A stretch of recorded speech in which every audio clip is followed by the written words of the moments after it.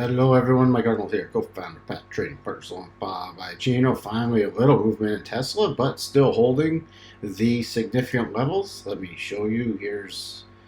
And remember I said if it broke down if you were trading it intraday when I talked about this triangle, watch what happens when it's down here around this significant level. Because if we drop that 4 hour, ran down, hitting that 50 period, dropping, first testing the level, next bar opening, dropping a low, and then below it, then rallying back up. That's why this was a significant level. We need to drop below it. What I'm going to do just for next week is just bump this down a little, just to remind myself this is not a fully formed significant level yet. We just tested it with that low, and then we have this and that low.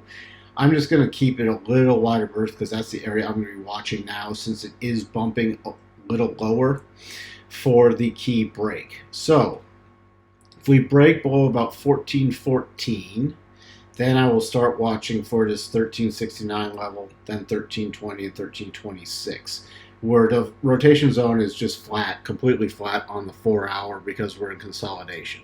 So that's what I'll be watching should we break down. Should we rally?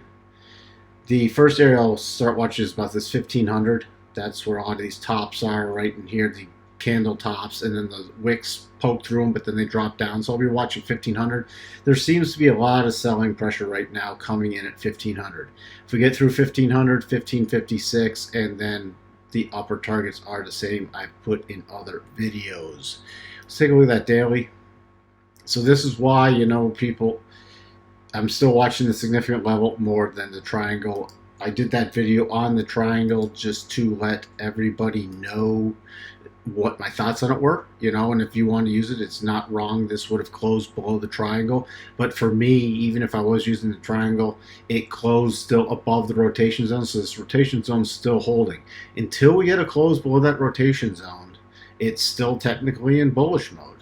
So it still slightly favors, the odds are diminishing, but it still slightly favors an upside move. Let's take a look at that weekly chart. Weekly chart, you can see here major weekly support down at 1315. We still haven't returned to the rotation zone.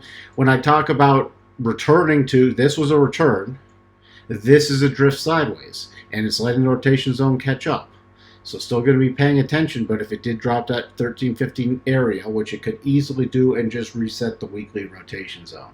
So it's still in bullish mode on the weekly, but that doesn't mean it has to go anywhere. It can just keep drifting. See, inside week last week, inside week this week. So we have dual inside weeks, and this is an inside week to last week, and they're both inside weeks to the week before.